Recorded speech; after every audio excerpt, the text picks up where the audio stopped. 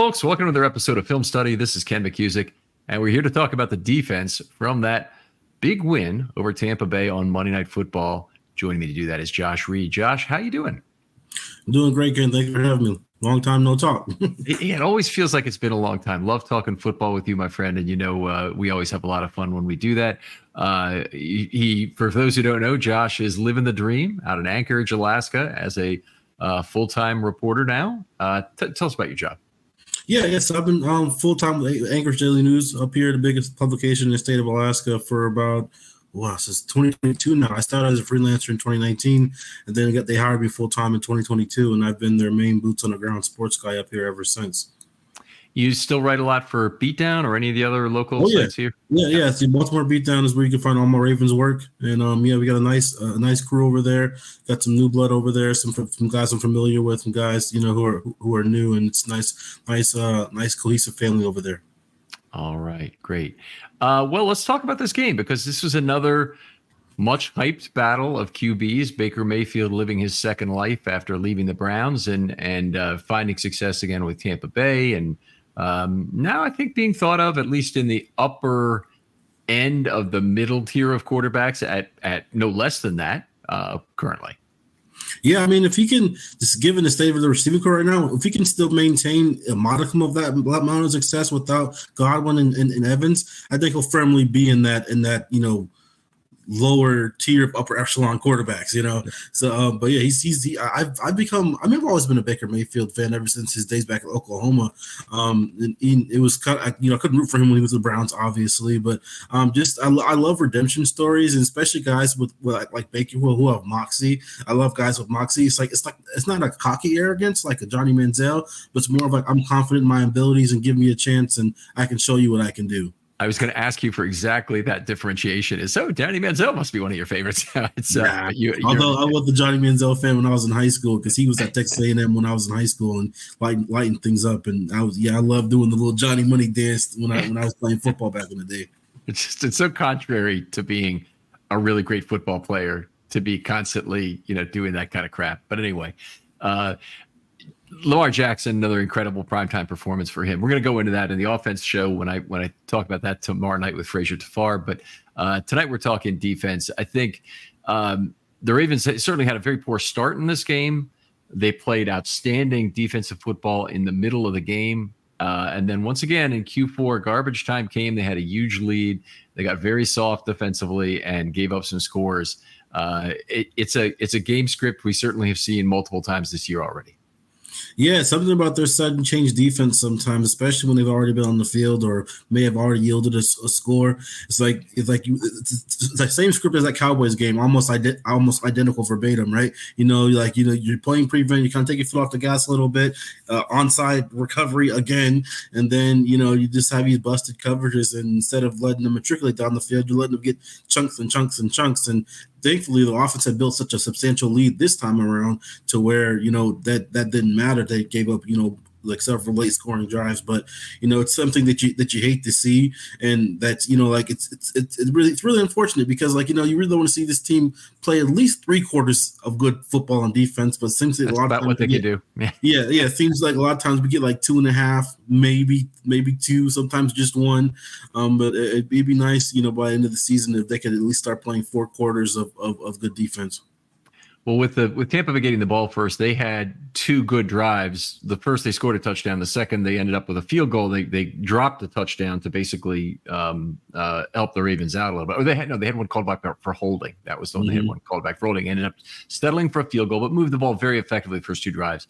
And Lamar, of course, sacked twice on that first drive. Really did not have me in a good space mentally or profanity-wise going into that second drive, but it was all Ravens from that point on. They scored on 6 straight drives. And then more importantly, they turned the game script around on defense. They had a couple of turnovers from Humphrey that was terrific to get them into halftime. Then they had some stops early in the third quarter where they forced punts. That was positive as well. And in the meantime, they scored on 6 straight drives to take a very commanding 34-10 lead. Yeah, I mean, and John Harbaugh made a point of in his post-game press conference. He's like, we don't get those 6 straight scores without 6 straight stops, and the defense did eventually get those stops. Like, at first it was turnover luck. I wouldn't say luck. Marlon made great instinctual plays, one in the back of the end zone, and then the other one there on the sideline. But sometimes that's what you need. You need those turnovers to kind of get a defense some confidence, and then from there he's really started playing more stout defensively, getting timely stops and actually getting some stops on third down, getting third down sacks, getting off the field without having need a turnover. So that was nice to see. Yeah, they had a very bad night on third down. They allowed the Bucs 11 of 17 on third down, which is un-Ravens like. They're usually one of the best teams on third down, even in a year where they're having a kind of a off season. As defensively, they've been good at that. And add to that the fact that they're 1 of 1 on fourth down. It means that 12 of the 17 times that the Ravens got them to third down, they were frustrated and had to stay on the field or gave up a score. Not obviously what they want. In terms of things that are different or the same from this game, I'll start with the dime defense because I want to talk a little bit about that. Humphrey's injury is very serious, obviously, the Ravens, and that's not a surprise to anyone. But it really can affect the Ravens in multiple ways. They're going to have to move Washington up to play slot, I presume. He was already there in this last game. This next game, they presumably will have Mollett back, who actually could be a he was activated today. Yeah, I saw. Yeah.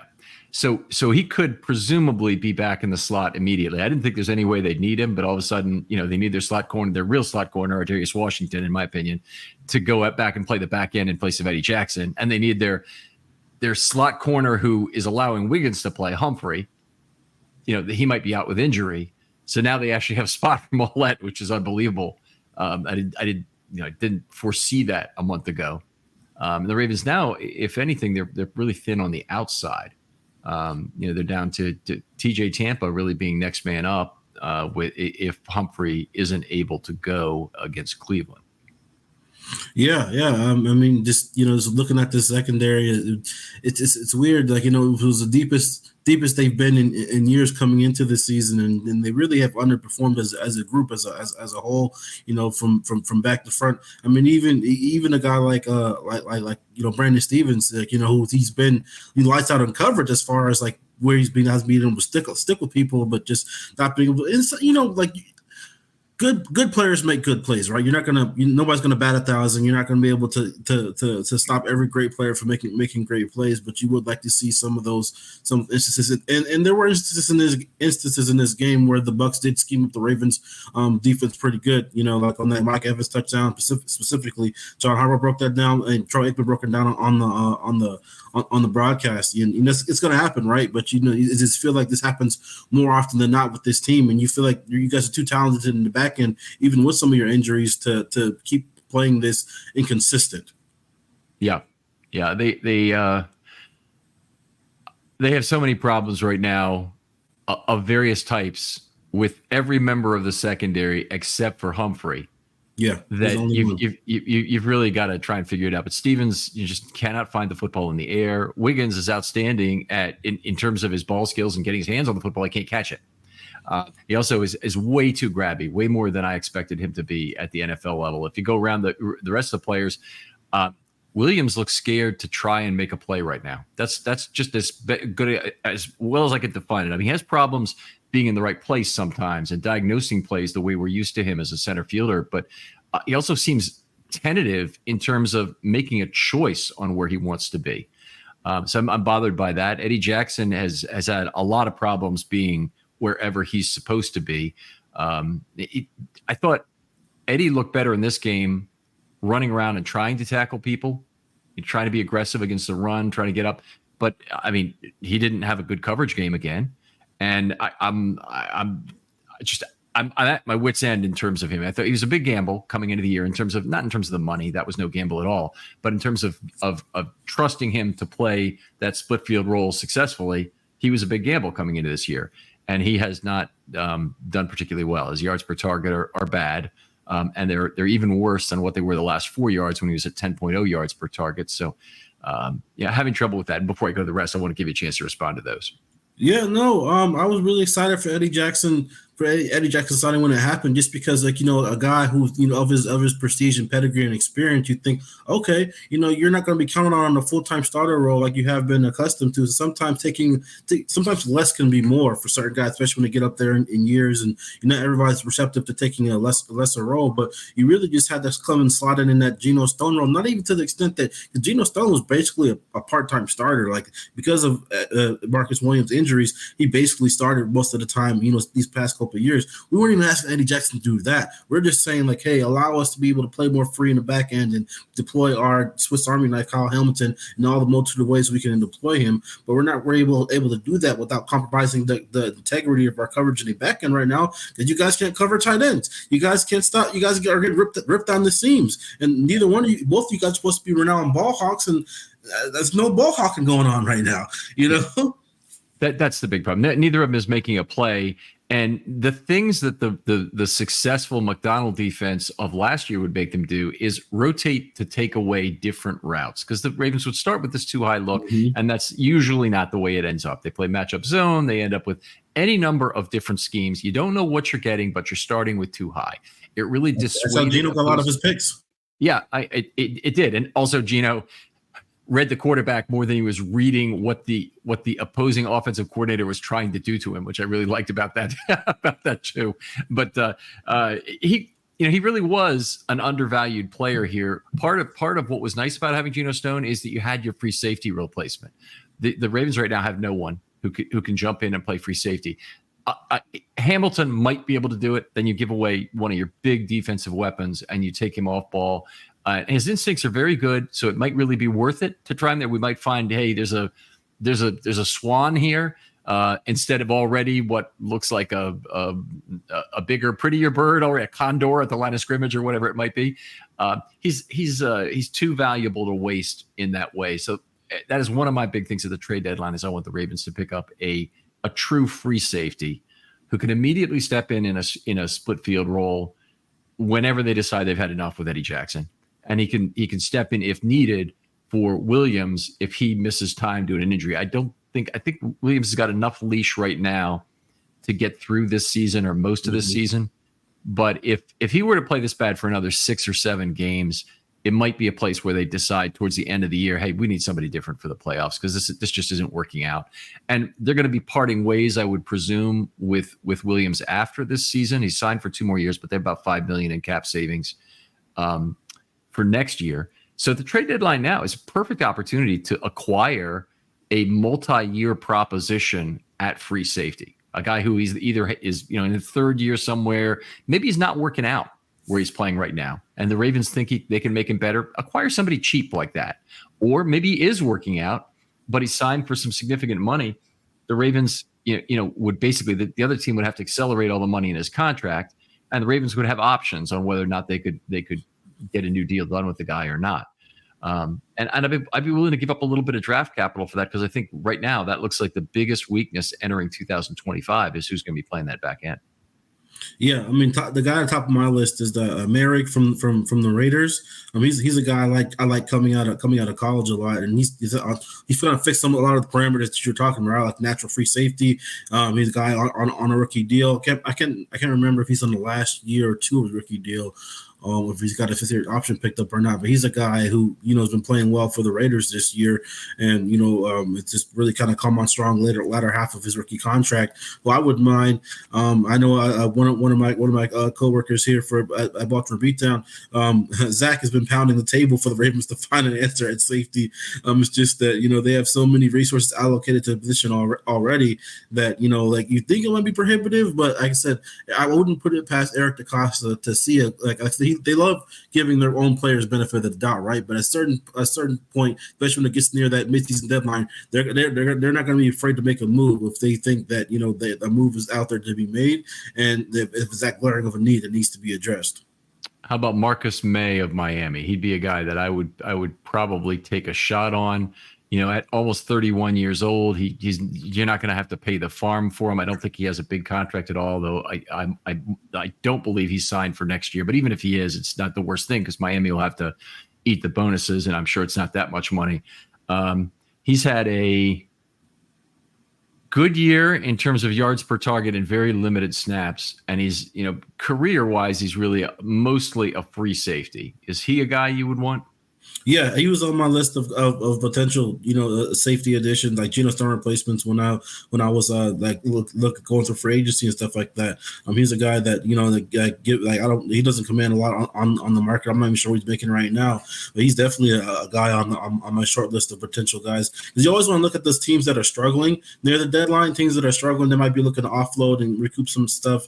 Already kind of looking towards next year. Teams like the Dolphins, teams like the Raiders, who have defensive talent, especially there in the back end, but aren't really going anywhere. Even with even though Tua's coming back for the Dolphins, I mean they're like nobody expecting the Dolphins to go anywhere this year, right? So yeah, I would agree with that. Marcus is on a vet min contract effectively. He's only making about 1.3 million this year. Perfect. So not even an issue. And I would think he could be had very, very cheap. I mean, you might be talking. I don't know if the Dolphins would consider it worth it to like dismantle their secondary this early, for a 7th round pick, but I bet they would do it for a 6th. And it's the kind of play. It's not like he's played a ton of snaps. He's played 150 snaps or something so far this season. So he'd be a guy that might make sense. Yeah, and all we need him to do is, even if it's like a player for player swap, hey, we give you Eddie Jackson, you give us Marcus May, and we'll throw in a late day 3 pick. Yeah, that would make all kinds of sense, and that for the dollars would work out. And there's a lot of reasons why that would be okay. There might be no trade clauses involved. I mean, these guys are older, but I don't think either of them really had the leverage to negotiate no trade clauses where they are in their careers. They're both at the end. And they're probably thinking that way, but it'd be interesting if Marcus May works out. He's the kind of player who could be a 2 or 3 year option for this team. If he played, he'd get an opportunity, obviously, to play significant number of snaps in Baltimore. Whereas I'm not sure. It looks like he's playing regularly now in Miami the last 2 games. So I'm not sure if somebody is hurt to create that opportunity for him or exactly what's going on. But he's a potential guy. All right, let's bring it back to the Ravens here in terms of what's going on right now. The interior defensive line problem and activating 4 guys now in 4 of 7 games is to just put it simply is really pissing me off on a game by game basis. And people might say, well, the Ravens got away with it again in this game. No, they didn't. They were on the field for 25 of the last 28 snaps. They got zero production from any interior defensive lineman the entire 4th quarter, with one very significant notable exception that Michael Pierce got the sack on the 2-point conversion. Yeah. So otherwise they got 0 pressures in a lot of passing snaps from their interior defensive linemen in that 4th quarter. And it's not like they played the run well all game. I mean, they had their problems playing the run, and some of that was tired players. I don't know what's going on with Travis Jones, but he played only 2 snaps in the 4th quarter. I hope he's not hurt, but I don't see any other reason why he wouldn't have been on the field in that 4th quarter when they're playing a bajillion snaps. So I really hope there's nothing wrong with Travis Jones, because that would be an incredibly significant loss if true. But I can't otherwise rationalize his playing time in Q4. Yeah, I really hope not either, man. But yeah, I was really disappointed with the overall play of the interior defensive line. I thought they were going to be one of the biggest deciding factors, no pun intended, coming into this game. Just given what I felt like an obvious mismatch between them and the interior of the Bucs offensive line, and you just didn't really see a whole lot of that in that game. And they were getting pushed around in the run game. I mean, it wasn't like the Bucs were running off a whole little off tackle outside zone. They were running right into the teeth of the Ravens defense and getting sometimes 5, 6, 7 yards a pop. And I was just a little flabbergasted by that, just given the 2-3 monsters in the middle of that, the defensive line that the Ravens have, and Pierce and Madubuike and Jones. And I hope Travis Jones isn't hurt. Like I said, he's been having a great year thus far. But I definitely think you with interior defensive linemen, you need more than 4, man. You need at least 5 or 6. I know they kind of wanted to go outside linebacker heavy, with Yannick and the Jabo and the guys they have on the edge. But like you need your bigger guys need more rest more often than your slender guys, right? So I'm not speaking as a former big guy myself. Like those guys, especially when you're going up against an offense that may do a lot of up tempo or run a lot of plays and stuff like that. You can't afford for your top guys to be gassed like that. So not having Browdy because of injury is one thing, but just being content with rolling with 4 is not okay. So even if it meant pulling a practice squad guy or whatever, you need more than 4. Right. I mean, there have been suppositions that, they could just kick an outside linebacker inside. And they did some of that, by the way, in the dime package. And we'll talk about that a little bit later. But there really aren't a lot of good options. Ricard is not really an option. He's undersized now to play the defensive line. He hasn't played there in many years. And he could if the Ravens lost everybody and they needed a second body to play the interior defensive line to close out a game or to try and win a game. That he could do it, but it would really take something like that to occur. And there are other teams, to just finish off this topic, who play a ton of players very hard. The Pittsburgh Steelers have always been known for overworking their defensive tackles, but they've typically had superstars there. They went from having Smith and Kiesel to having Hayward and Tuitt and others, and they've always had guys who could handle a very heavy workload. It's a lot of draft capital, generally speaking, to get those guys who can do that. And the Ravens have just been a rotational team. They've gotten much more mileage out of their interior defenders. And the other thing, shouldn't be a surprise to anybody. The Ravens have been able to find IDL in lower rounds. Part of it is that with a rotational system, you can probably get more out of those players in terms of per snap productivity than they showed in college. Yeah. I mean, I kind of miss the days where they pick up a Jelly Ellis or Pecos, somewhere in the middle of the season when they need more bodies in the interior just to keep guys fresh, So even if it's not via trade, even if they just bring somebody in just to kind of give these guys a breather, they've been playing well, but also if you're going to be getting up on teams like they've been getting up on teams, then you're gonna need more depth on your defensive line. If Broderick can't stay healthy. Okay. All right. One question I wanted to ask you, because we've seen the 2023 McDonald defense and we see the 2024 Orr defense, and it's not really fair to compare one for one a second year guy who had a lot of experience, frankly, as a coordinator with a first year guy who's just starting out. Because if you look back at McDonald's early games, they had a lot of problems. In that Miami game, for example, the second game of 2022, but Orr.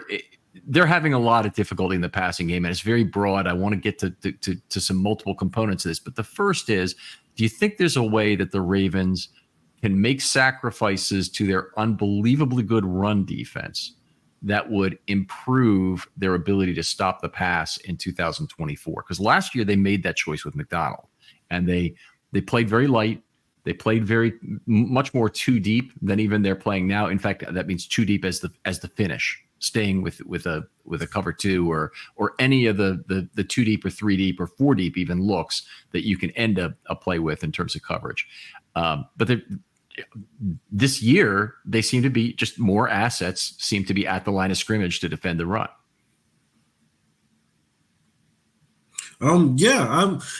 I believe that Mike Macdonald was onto something. I'm just given the way that modern offenses try to attack modern defenses, stopping the run. Yeah, don't wrong, it's still the first commandment. Always will be first commandment in Baltimore, and it's great to have a great run defense. But if it's at the detriment of your pass defense, that's where teams like to move the ball the most and where they can move the ball the quickest to get back in games and kind of go tit for tat with you. So as much as it is to boast, we got the number one ranked run defense, we're only on 2.9 or 3 point whatever yards per carry. Okay, but if you're at the bottom of the league in pass defense, it's all for naught, because teams won't even attempt to run 9 times out of 10 if they can just carve you up through the air and go tit for tat with your MVP quarterback. So I think Macdonald is definitely a coordinator of the times. It's one thing to sacrifice some to yield a little bit on the ground to stop more through the air is definitely the philosophy that I think the Ravens need to get back to a little bit. And I'm not sure if Dean Pease is going to be in Zach Orr's ear giving him that same advice. He's after. I mean, Dean P's philosophy here was different from years ago. I'm hoping he would, but you have the whole Martindale era in between the Pease era and now the McDonald then Orr eras. So he's 3 defensive coordinators ago. Yeah, I mean, or 4. He's actually 4 defensive coordinators, or depending on how you count it. But there's been 3 defensive coordinators in Baltimore since he was here. But last year, getting back to this point, the Ravens allowed 4.5 yards per rush. That excludes kneels, by the way. I think it's 4.6 yards if you do include the kneels, and they allowed 4.7 yards per pass. And that's net yards again, includes the value of the sacks. I don't think there's anyone who wouldn't take that trade off. And this year, they've cut the run defense. They've made the run defense much more stout. It's at 3.3 yards per rush, but they're now allowing 7.0 yards per pass. So they picked up 1.2, doing a little math, in the run department, and they gave up 2.3 in the per pass department. Teams obviously pass more than they run in today's NFL. And the Ravens are it has not been a good trade-off. Some of it is the defense is not just as good, but I'm wondering how much of it might be they're trying to defend the wrong thing. Yeah, and some of it, honestly, I feel a little bad for Zach Orr sometimes, because I feel like sometimes he'll be kind of in a groove, right? And then you'll just have these 1 or 2 coverage busts, miscommunication, and I think a lot of some of what the Ravens are going through are more so on the players than the coaching. Honestly, I mean, it just seems like every so often, or at the worst possible times, there's a miscommunication between 2 second-level defenders, or a second and third level defender, or 2 third-level defenders, to where, like, I thought you had it. They're not passing things off well. They're, like a lot of people are backing on Roquan Smith, but teams, like opposing offenses, they watch film too, right? They know that every time you're mugged up in the A gap, you're not always coming. So like you can see Baker signaling out to the running back, like, hey, if he's not coming, get out there and I'll get it right to you. He's not going to be able to get to you before I get you this ball, and bam, right. First down. So like other teams watch film too. So I'm not saying like that don't run those sim pressures, but like just know that they might have that answer for that sim pressure, and I just think a lot of times it's miscommunication with a mixture of other teams scheming the Ravens up.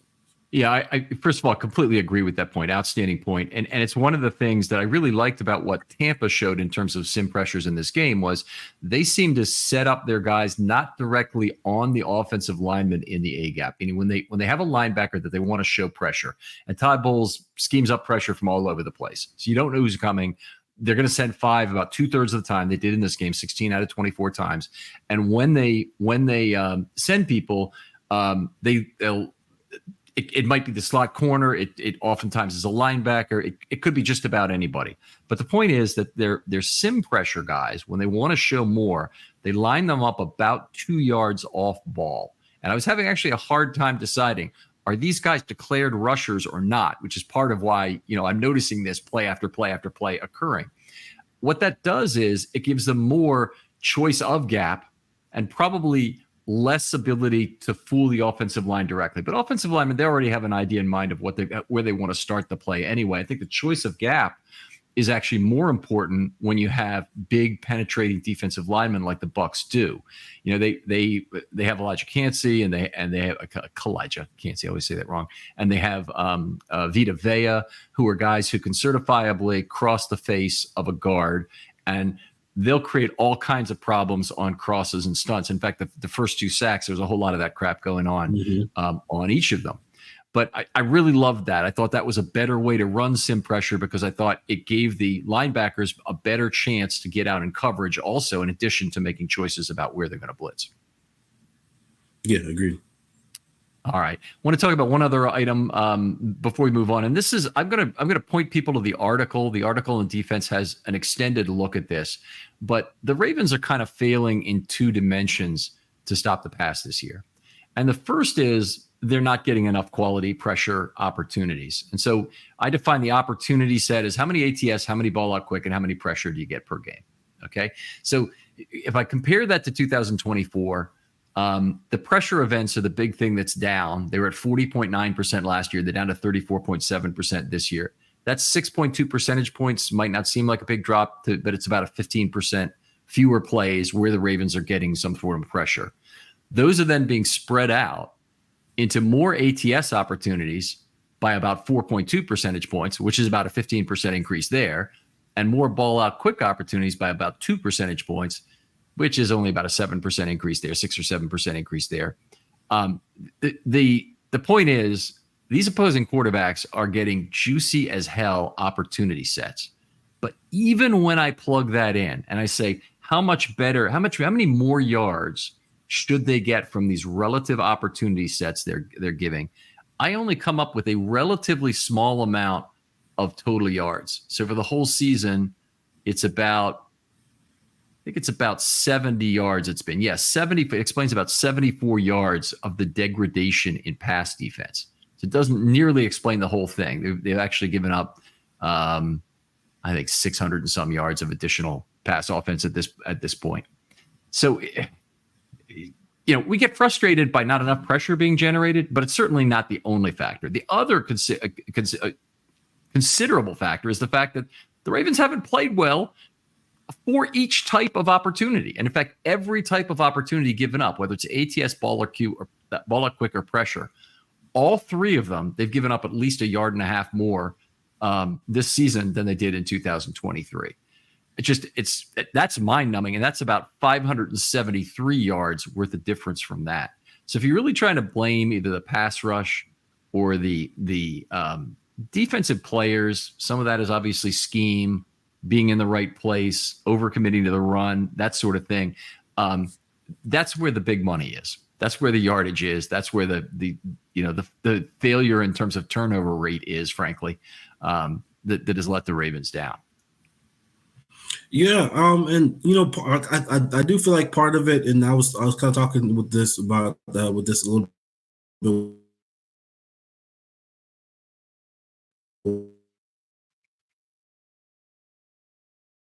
with Aaron Schatz the other day. Quarterbacks that the Ravens have played, just to open a little bit explainable as far as like the offense they've played, the quarterbacks they've played. And you got guys like Dak Prescott love to get the ball out quick. Kansas City Chiefs, who are in this transition period with their offense where they're getting the ball out quick. You got some blown coverages in that game too. Even a guy like Gardner Minshew, who can, he's a gunslinger. And you're playing Joe Burrow. That guy was surgical in that game against the Ravens for all but one play when he threw the pick to Marlon. So you're going against better quality of quarterbacks.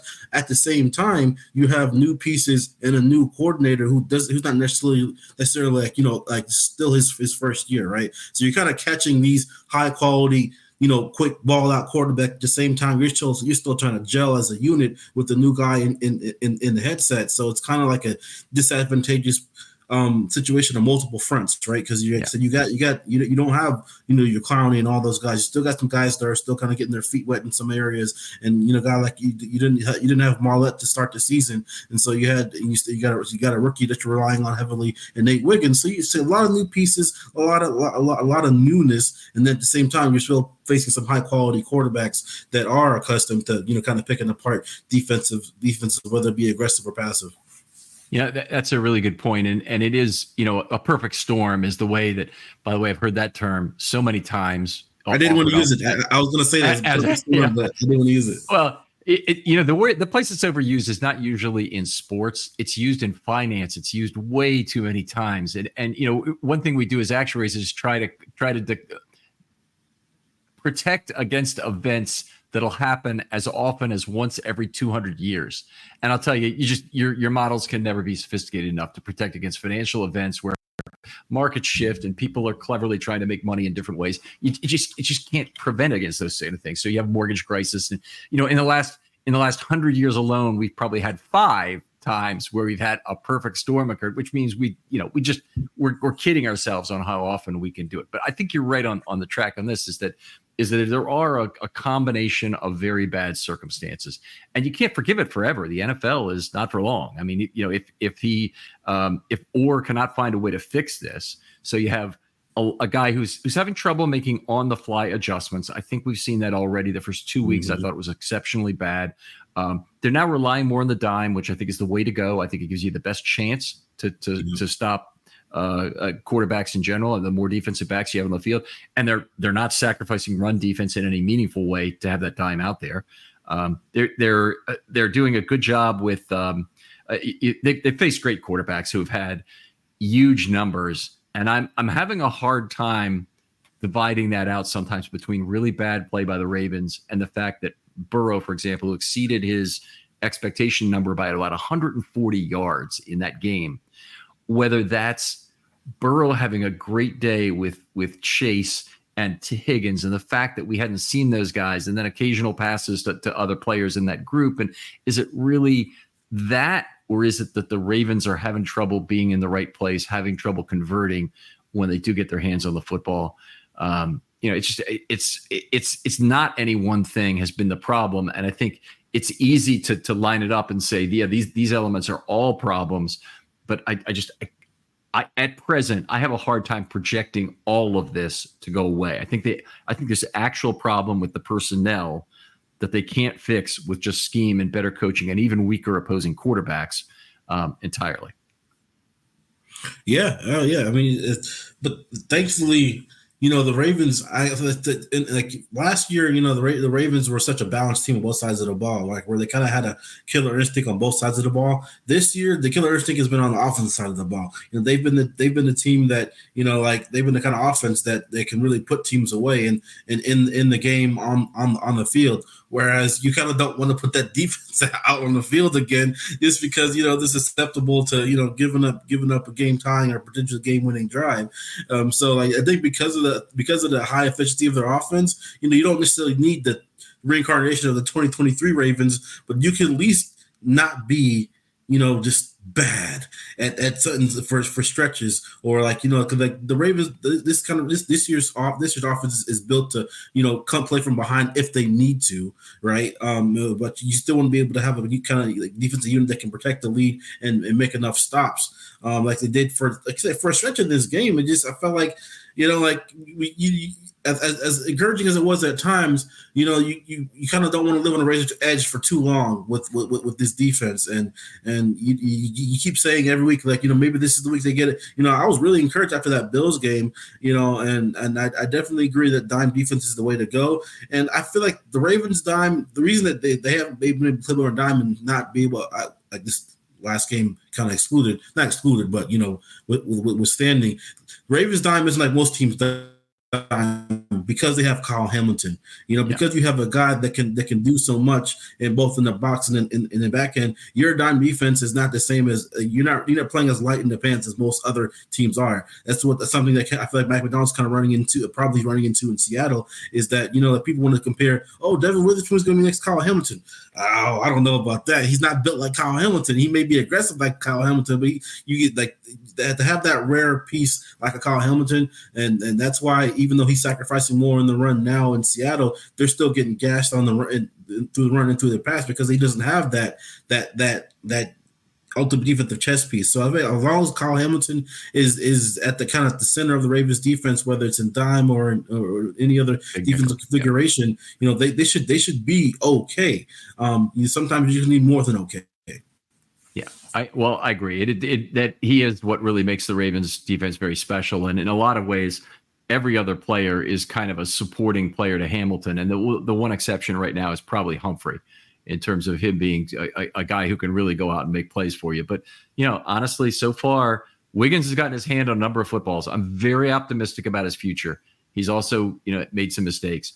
Stevens just can't get his head turned around, and they've got to get that fixed before we can really believe in it. We need to move on before we spend 2 hours talking about this one very important topic. But anyway, it was worth this discussion at least. The Ravens allowed 4.2 yards per carry in this game, long of 15. They did allow 7 rushing first downs, which wasn't good. So in a relative sense, this was a bad game of rush defense. But in truth, if this were the average and they could cut their run defense substantially, their pass defense substantially, I wouldn't have a problem. There's just no evidence that they can do that based on this game. Yes, it's consistency, man. Like I said, they'll duel for stretches, right? You'll have stretches where Nate Wiggins is getting his hands on balls, where linebackers and everybody are closing, and then it's just like once other teams, once the opposing team gets desperate enough, the Ravens defense, they kind of just wilt. Like just because that team is desperate to make plays doesn't mean you should just let them make plays. You still did that same level of intensity and execution level that you had midway through the second quarter to midway to pretty much the third quarter, midway through the fourth quarter. You need to have that. Just okay, I get it. They threw a backwards pass, and now you're backed up against the 20. Who cares? Hold them to a field goal. Okay. Zay Flowers didn't recover the onside kick again for the second time this season. Okay, so what? You got the ball at midfield. Doesn't mean you have to just bend over backwards to give them points, which is basically what this defense does when they have some of these late game sudden change. Oh, we got to lead. We don't have to play as aggressive. We don't have to do this. I'm not saying blitz like they were doing in the Cowboys game and Dak Prescott was picking them apart, but I'm saying just play with some composure, and they don't seem to do that in some of these high leverage moments later in games. That was a very bad non-recovery. Not because the Ravens did anything wrong. It's just the perfect kick. The first one was all on Flowers for not being able to handle what was they wanted Dallas. I'm talking about a very difficult kick to handle. And honestly, Aubrey, there's a certain hat tip that goes with that, with the amount of English that was on that kick from Aubrey. So I understand it's going to happen sometimes, but it's a play that's got to be made.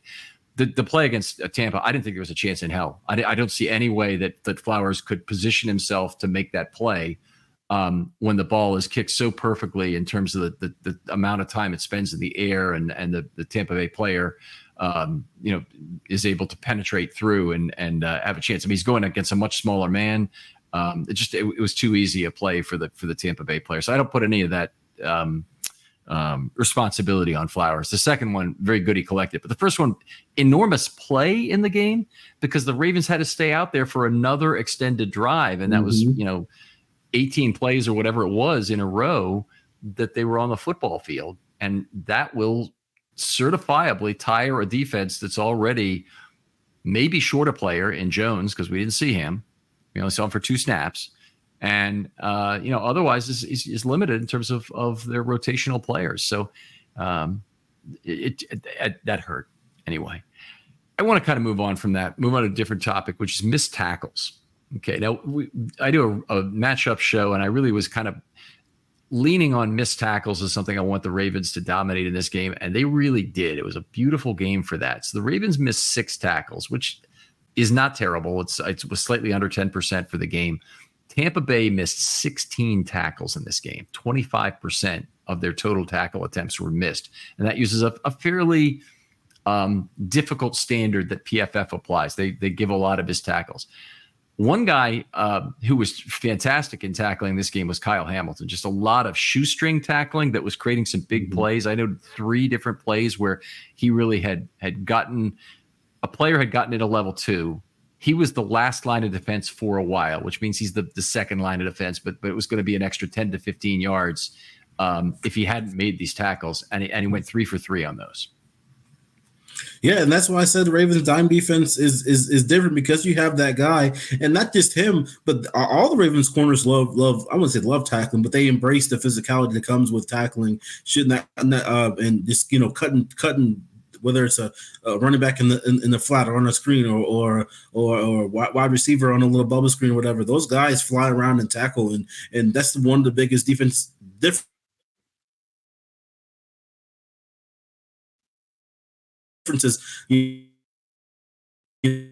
From them is their tackling has greatly improved, especially Kyle Hamilton. But like Marlon Humphrey's an excellent open field tackler as well. And Nate Wiggins, as long as he can keep his shoulder intact, man, that guy's an excellent open field tackler. He's whiffed a few times here and there, but for the most part, that dude is not afraid to get his nose in there in run force. Yeah, and they're basically the best tackling team in the NFL right now. So really appreciate it, folks. This doesn't happen all the time, but they have the highest grade by PFF, and they've lowered their missed tackle rate under 10%, which is really unusual, again, with the tough standard that PFF applies. If you go to PFR, they've got a different standard. They'll show you an even lower number in terms of a missed tackle rate, but they're doing a terrific job. And that's compared to Tampa Bay, for example, who's missed 16.2% of their tackles this year. That's almost 1/6, actually over 1/6, right? 16. No, it's a slightly less than 1/6 of their tackles for the year. Just an incredible difference between these two teams.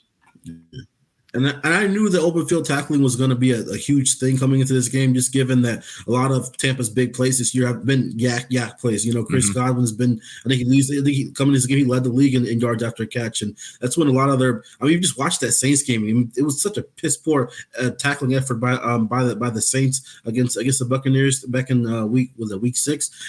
And you had guys just bouncing off guys and just not even trying to tackle. And I was like, well, they're not going to be able to do that against the Ravens. I mean, Kyle Hamilton would never. Marlon Humphrey would never. Nate Wiggins, Brendan Stevens would never. Roquan Smith would never. So I just knew that tackling in space were going to be a huge proponent for the Ravens in this game, and they executed that well. I was proud of it. Yeah, I was going to look for missed tackles forced here. It looks like the entire receiving core had a total of 4 missed tackles, but that may include some that occurred on runs. They assigned 1 for Irving, 1 for Godwin, 1 for Otten. There's a guy who is going to have a few bruises today. Cade Otten, after the way he got hammered in that game. Yeah. Oh, man. A few. And Jalen McMillan. But they had a lot of trouble definitely getting significant yak in this game. All right. Let's move on here a little bit. We'll talk about the packages a little bit. I want to hit on just a couple of things here. They didn't play any base defense in this game. So effectively, my whining and moaning about, maybe they could do some things to increase their pass defense at some cost to base defense. They basically said, we're going to try and stop the run and nickel this game. And this is against one of the best running teams in the NFL with Tampa Bay. Didn't have any 3DL on the field. I mean, when you only come in with 4, you can't really do that. You got to rotate them somehow. So I definitely think that was because I think had Brady been available to them, they might have run a little bit of base, especially when we start getting gashed in between the tackles at a point for stretches in this game. I was like, oh man, what are we doing? I can't cuss in front of my kids right now because I'm like, oh man, Fraser, like, what are we doing here? Like, where's your wrestling integrity? Where's your pride? It is something the great Ravens teams of the past have always done very well, is to stop the run in the nickel. But I'm sure folks who have been listening to this show for even a year or two have heard me say that a few times. It really takes a great player in your interior on defense. Travis Jones meets that standard right now. So does Michael Pierce, for that matter. So they've always got someone they can have out there on the field to do that. They got to have one great edge defender. Ravens might be a little short in that category right now, but Oweh is a good run defender, and Van Noy knows what he's doing out there. And Tavius Robinson, I think, has been pretty good. But then none of them meet the Terrell Suggs standard, and or Jarrett Johnson, in terms of that. And then you got to have one great player in level 2 in the inside linebacker group. And they had a great succession of inside linebackers with Lewis to Mosley to Roquan.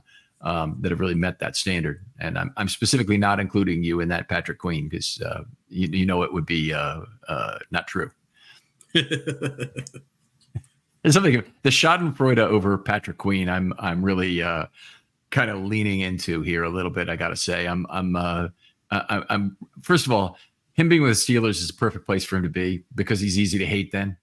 But he made himself a little bit easy to hate with the things he did in Baltimore towards the end, leaving and having some parting shots and being real upset when the Ravens made a trade or drafted Simpson at inside linebacker and he changed his profile on Twitter at 1:04 a.m.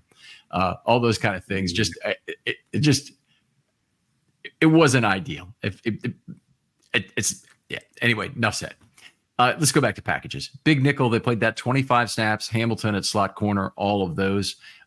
Jackson on strong safety made that package not all that great. Okay, so when they had Jackson at strong safety in the big nickel, they gave 11.5 yards per play.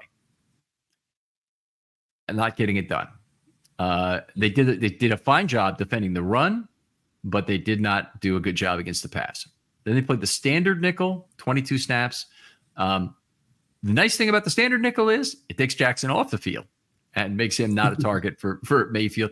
5.5 yards per play. You can win with that. If you're giving up 5.5 yards of play, mix of run and pass, you can win giving up that kind of yardage. Certainly, when your offense is playing like the current Baltimore Ravens, you can. The standard dime, they played 14 snaps. Now, when they're playing standard dime, what I'm calling, they're using Hamilton as an inside linebacker. They used Washington as the strong safety in a half one when they had Humphrey to play slot. Okay, but then in the second half, Humphrey missed the entire half, and they had to move Washington up to play slot corner, and guess who's back in the game? Eddie Jackson. So that made that, unfortunately, not quite as good. They gave up 6.0 yards per play under those circumstances. Again, a fairly small number of snaps, but 14 for 84. And then the interesting thing they did in this game, which was new, and I just want to topically go over this, they played 13 snaps of rush dime. Now, how does that differ? Well, that means they had 3 outside linebackers on the field and only 1 defensive lineman, which they've hardly done at all this year, just a handful of times previous to this game. But they did 13 in this game. Again, a concession to fewer defensive linemen. Yeah, it kind of makes sense when you're short-handed at one. Most of those times, the guy inside moving inside was Tavius Robinson, correct? Yeah, it was Tavius some. I think it might have been Van Noy on some. And Ngakoue was outside on a fair number of them. And Ngakoue doesn't typically line up inside because he likes to line up wide and use his hands. The guy who the interesting thing about this is those 13 plays were all pass plays. They were all in very obvious passing situations. That included all 3 of the Ravens sacks. So they didn't have a sack in a different package. And even the Ardarius Washington sack was a blitz from this package. So it was effective in this game. 6.5 yards per play, not great overall, but what's good about that is you want lots of variance generally on defense. If you're giving up 6.5 yards per play, but there's lots of variance in the outcome, you can still get off the field. And those sacks, as you mentioned earlier in the show, ended 2 drives, right? With a couple short sacks in the middle of the game. Owe had a short sack for the end of the drive, and Calvin O had one to kill a drive too. Both I love getting those third down sacks, because that's when you can really, like I said, that's it right there. A lot of times you either force the long field goal or you get them off the field. So I love getting those timely sacks more so than a lot of times. Like there were times where Ravens would be piling up sacks, but you get them on early downs, first, second down, and then you give a big play on third down, and here we go again, right? But it's nice seeing them get those third down sacks and getting the opposing team off the field. So in the third quarter alone, Tampa Bay had the ball 3 times. The last 2 were drive-ending sacks. The first one was a drive-ending pseudo sack because Mayfield left the pocket and ran for 1 yard on 3rd and 5, but couldn't make it. Yeah, that was Roquan and Matabike got him for that one. Yeah. So don't overlook sack plus ones that don't get counted as sacks. Those plays obviously very valuable for the Ravens. Let's talk a little pass rush if we can. We'll move on. Ravens allowed too many ample time space opportunities in this game. Very juicy opportunity set for Mayfield with 17 ample time and space and only 10 pressures. That's exceptionally bad. He also had 21 ball out quicks, and that was really a lot of the focus. Their offense was getting the ball out quick. Normally, it's a lot of pressure, which forces a team to have more ball out quicks. This was a case of just he had ATS when he wanted, he had ball out quick when he wanted, and you can't have that. You need to have a defense that can find a way to react and to what the opponent is doing to prevent one or the other. Either you're going to get more pressure or you're going to force a lot of ball out quick without very much ATS. But his opportunity set, when I use my standard approximation, which is 8.5 yards per ATS, 6 yards per ball out quick, and 2.5 yards per pressure.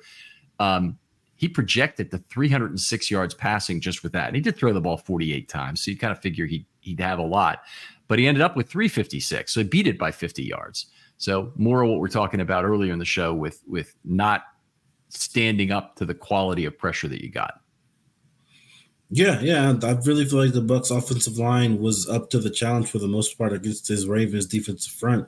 And Ravens have had so much success just not having to rush as many guys this year as far as like rushing floor, or whether and they've rarely had to drop one of their front seven guys into coverage as much as they did under McDonald.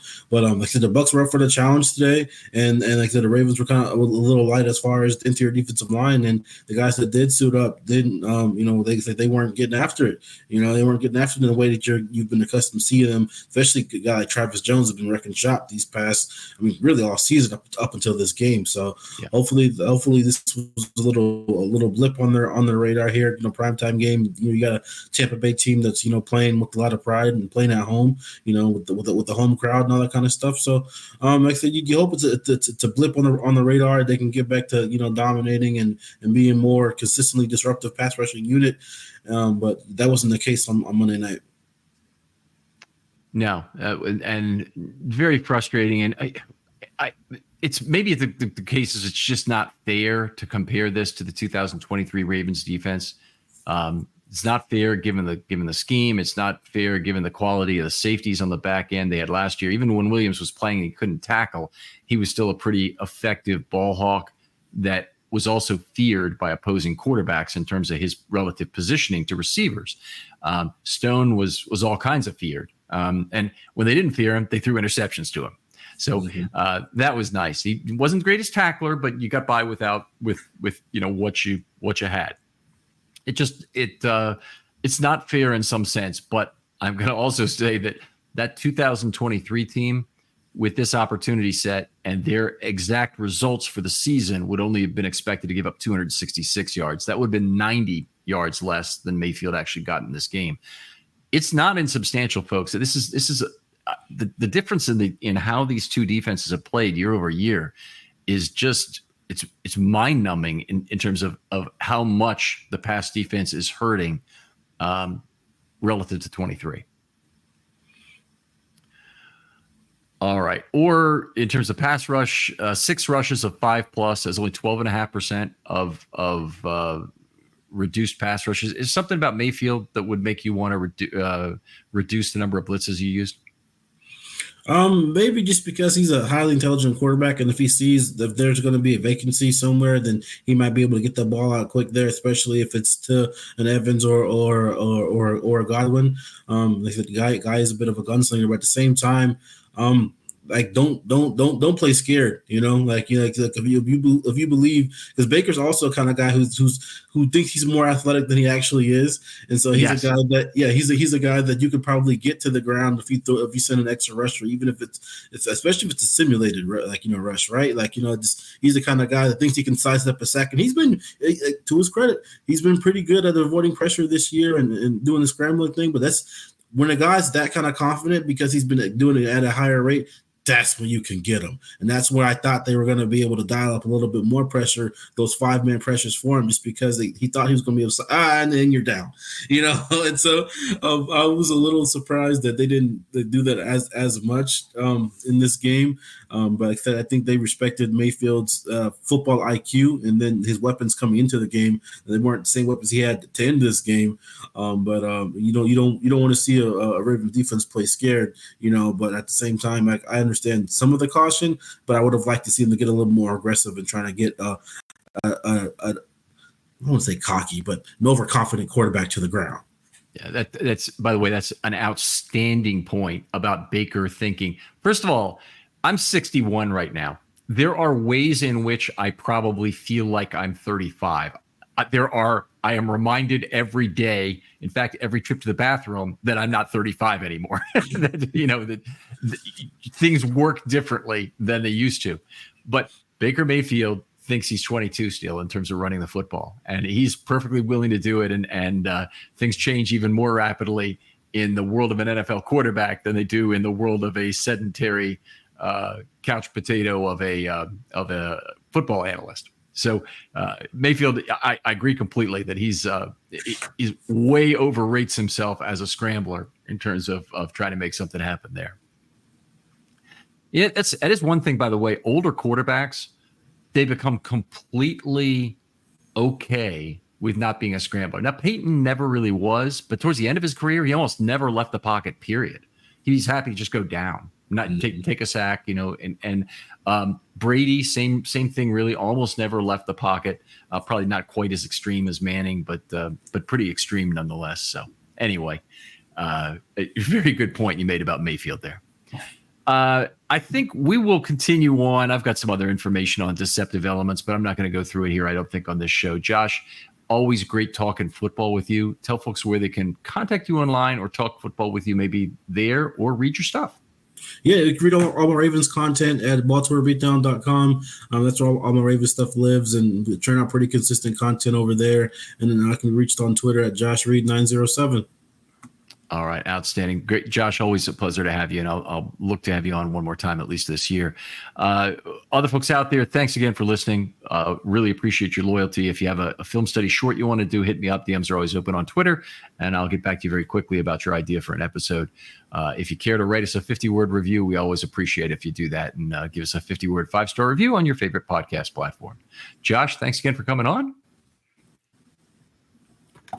Thanks for having me, Ken. And we'll talk to you next time on Film Study.